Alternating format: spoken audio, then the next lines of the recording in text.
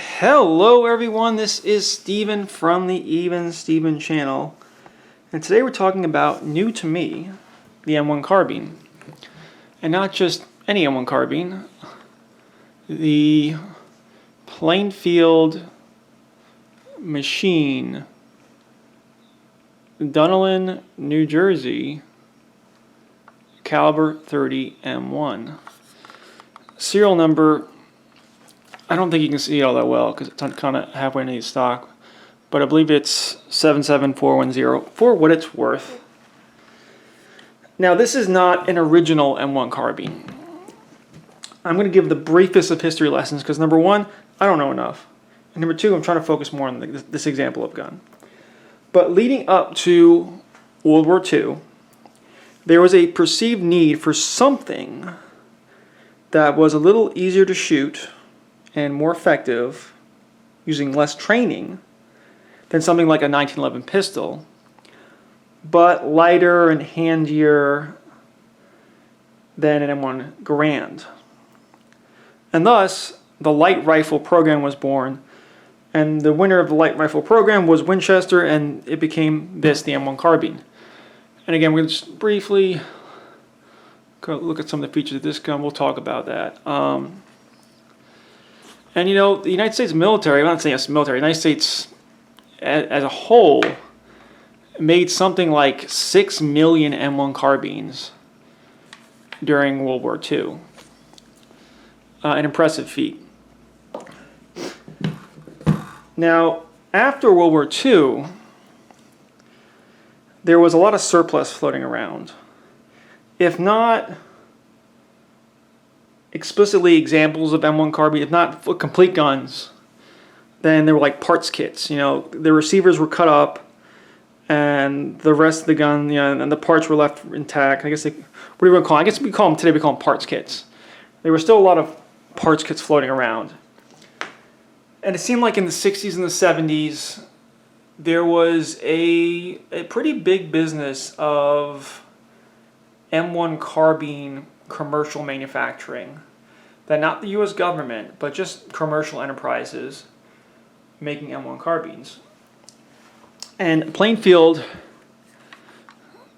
Machine was one of those said companies. I'm going to link the story. There's like a I don't know, like 5-page story that kind of gives the story of the Plainfield Machine M1 carbines.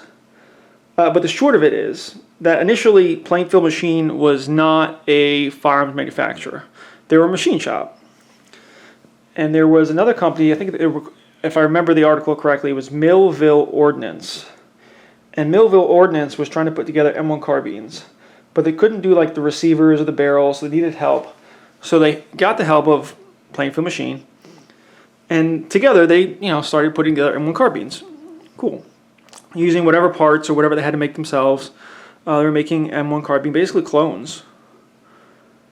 Unfortunately for Millville Ordnance, the owner was smuggling guns to Fidel Castro, which is interesting. And he went to prison. And no one told Plainfield Machine that the owner was going to go to prison. So Plainfield Machine was in a bad spot. So basically they just took all the stuff. There was some kind of agreement. They basically just took all the stuff and started selling M1 carbines themselves. And they got in that business, and I think their heyday was really like 1965 to 1975. And they were just making all kinds of stuff. And supposedly even like supplying, militaries, governments and militaries. Not necessarily the U.S. military, but I think like the Vietnamese, the South Vietnamese, or the South Koreans, I forgot. Again, this is something that's all in that article that I am going to link. They were supplying like militaries with M1 carbines, so supposedly they were doing a decent job. But if I understand the article correctly, they eventually got bought out by Iver Johnson, and then whatever they had became the Iver Johnson M1 carbines. So with that briefest of history lesson out of the way, let's take a look at this example and kind of go over what it is and what it isn't. So it has the general form factor of an M1 carbine, right? It looks like an M1 carbine. But I knew getting into this, I bought this at a pawn shop for $500. I knew it wasn't like an original M1 Carbine. I knew it was some kind of commercial clone. So I bought it for $500. Basically came with nothing for $500. So I bought this is basically a belt pouch. This is good. This is a belt pouch. That's why it kind of slips around. But it was kind of common to put it on the rifle itself, and it looks cool. So I bought the reproduction belt pouch. I bought the reproduction sling. It goes on there. It's cool. I got the little oiler bottle thing in there. That's cool. This is all something I bought after the fact. And I started scrounging whatever magazines I could find. I got this one. This is a 30-round magazine. It is labeled with an SEY. I've been told these are, if this could be worth money, but might be fake. But whatever. I just need, it's the magazine I was able to acquire. But supposedly these are original. They're like $200, but just the magazine I got. Then I got this. Supposedly this is a World War II production M1 Carbine 15-round magazine. That's cool. And then this is Auto Ordnance, like new production 15-round magazines. And I'll say I like these the least. I have two of them. There's one inside here. I left it in there. But I bought two of these, and they're kind of the ones I like the least. They seem to be of the lowest quality. Like they don't seem as sturdy. They seem more flimsy. The way that these notches are cut, I don't like. You can't load this. You can't put a fully loaded magazine in the gun when the bolt is closed. It's just not enough space. So I don't really care for these Auto Ordnance M1 Carbine magazines. And I'm not sure how reliable it is. So I'll just leave it at that. But let's go, like I said, I was wanting to go through the features back to front. So I briefly stopped the magazines, but let's start with the back. So my understanding is, and I'm definitely not an expert on an M1 Carbine because this is my first example of the type. But my understanding is an M1 Carbine had an aluminum butt plate, and this is plastic. However, the M1 Carbine is a very soft shooting gun. It's a very enjoyable gun to shoot when it works, and we'll get there. Let me just slide this forward so you can see it's a little better. But yeah, this says this stock has a general form factor of an M1 Carbine. I don't know if it's original, but this is not correct. Going forward, the M1 Carbine is very unusual in that it had almost continuous changes to the gun. Very unusual for World War II. Like it was like I don't know, it was just a continuous change from the M1 Carbine. So this is the magazine release. And the magazine release was always like that. However, certain versions of the M1 Carbine, excuse this, someone has like scratched S and F into the gun, and I don't think Plainfield did that. I think an owner just did that. But there was a push button safety for the M1 Carbines, and there was also a rotary safety for the M1 Carbine. And basically it just blocks the trigger.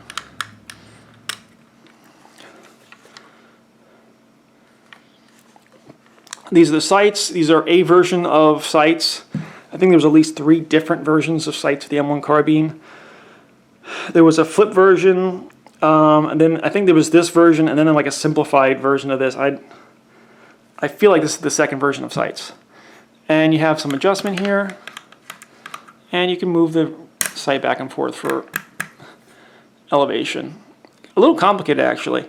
And under recoil, this tends to move. I think it's just this example.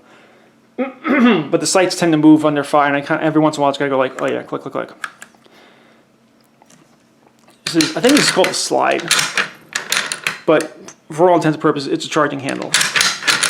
And the M1 Carbine does not lock open when empty. Like when the bolt rides over an empty magazine, it'll just ride all day long. And you can see that 2-lug rotating bolt, very similar to the M1 Garand. You can't see it rotating. There you go. That's cool. But you can manually lock it open, which is an interesting feature. You can lock it open like that. Push down on this button, and when it gets to that notch, it'll lock open. So I guess it's simple.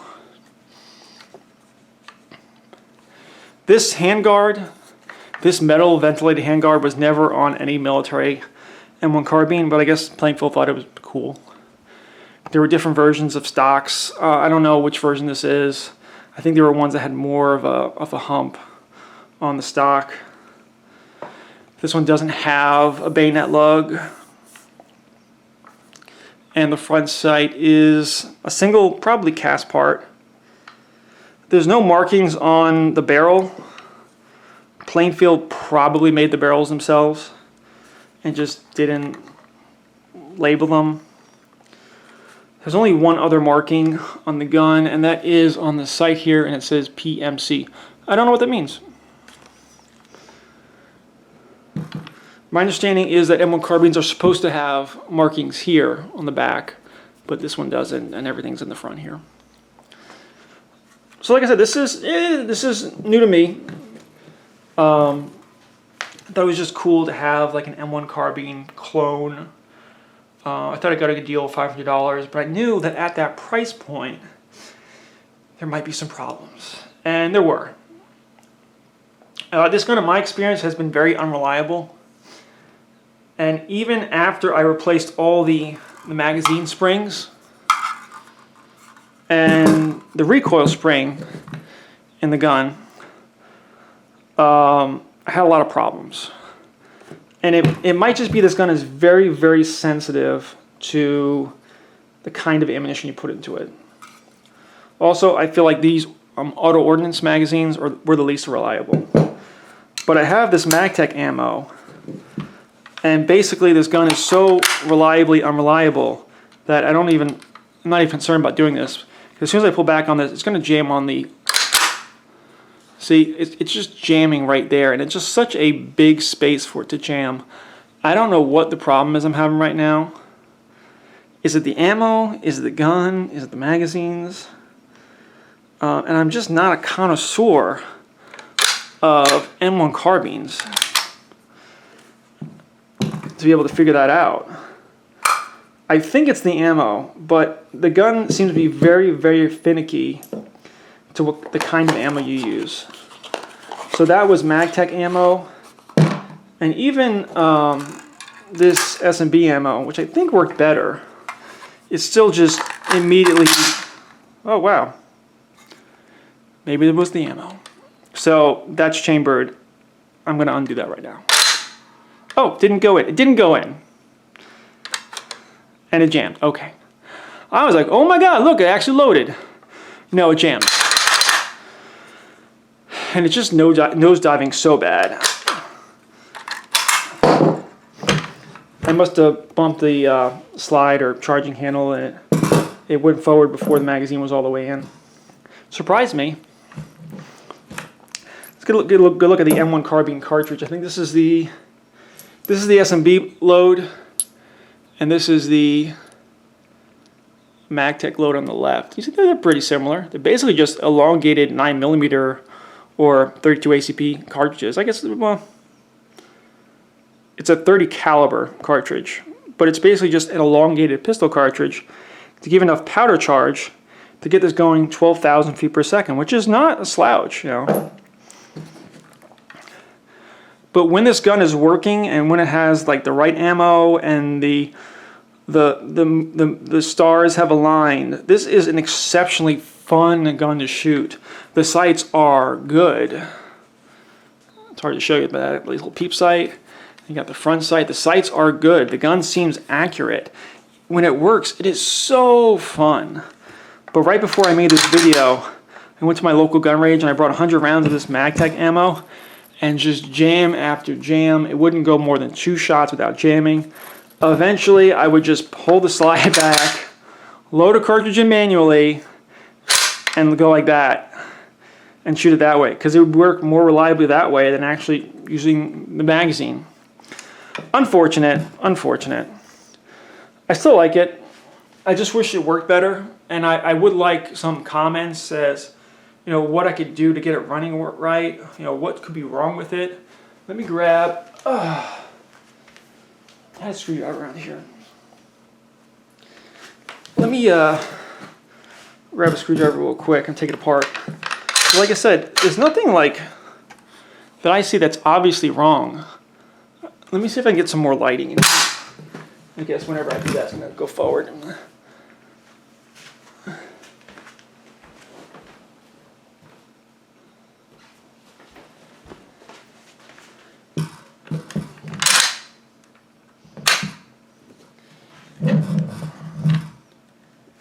see if I can get some good lighting on there. Like, nothing seems obviously wrong there. But also, let me just take it apart. And again, the connoisseurs of M1 carbines can kind of let me know if something's obviously wrong. Fortunately, the M1 carbine comes apart quite easily. I did that a little bit. Yeah, no, that was on camera, but I took off this screw. I'm going to take off this handguard retainer. It's this latch and this part on top that holds the upper handguard in place.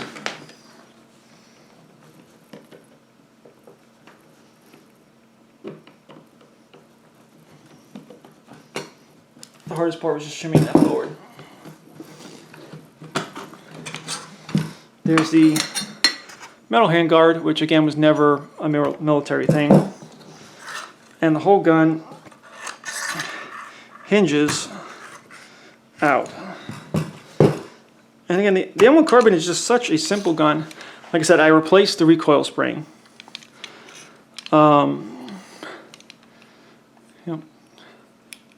Trigger, there's the hammer. Is the hammer back? Let me see.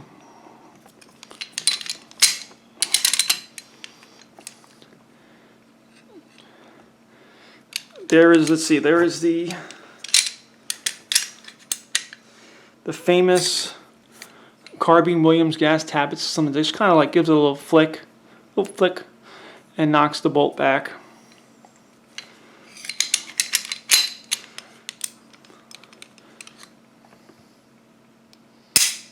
Okay. It's cool. I like it.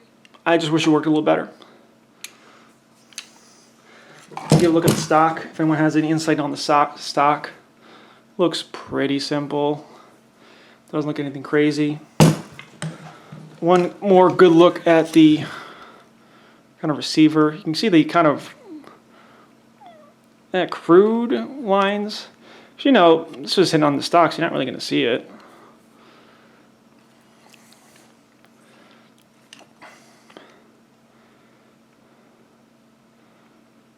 It looks like it's in good shape. It doesn't look like it's been beat up all that much. Yeah, make sure that sling's right.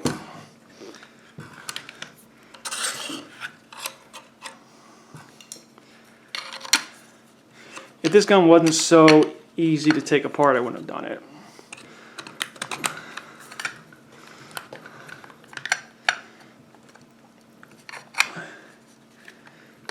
So even though this gun is so unreliable in my experience, I still like it. Because to buy like an authentic M1 carbine, it's like $1,200. And even like the current reproductions are about $1,200. So I feel like for like $500, I got myself a really nice prop. Even if it doesn't actually work, just as a kind of prop or replica, I feel like I got my money's worth. Although I had to buy the magazines and the pouch and all this thing on top of the actual rifle, I still like it. I just wish it worked a little better. And like I said, I wish that if someone who knows more about M1 carbines, which I am not the end-all expert on, but if you know more about this and you could tell me what is wrong or what I'm doing wrong, I really appreciate it. Anything else to add before we go? No, not really. Just like this is like I said, this is the pouch. When I go to the range, I like to have 2 in here, and I like to have one 30-round magazine. So in theory, if the gun worked right, if the gun worked properly, I would have 60 rounds on tap, and that ain't bad. So it still looks cool, but again, it doesn't really work. Anyway, this is Steven from the Even Steven channel. Please do all like, share, and subscribe. If you have any questions, leave them in the comments, and I will see you next time. Thank you, and goodbye.